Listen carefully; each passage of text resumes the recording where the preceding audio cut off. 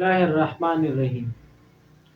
قوت حافظہ تیز کرنے کے لیے وظیفہ۔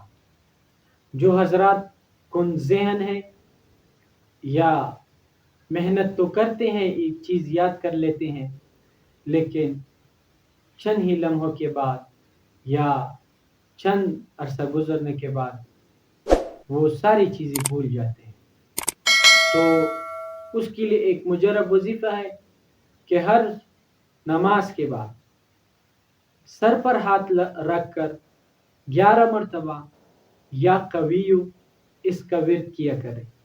انشاءاللہ اللہ رب العزت قوت حافظے میں تیزی عطا کر دیں گے، اور ساتھ ساتھ یادداشت مضبوط ہوتے جائیں گے، اور جتنی بھی ان کی کن ذہنی کا مسئلہ ہے وہ حل ہوتا جائے گا۔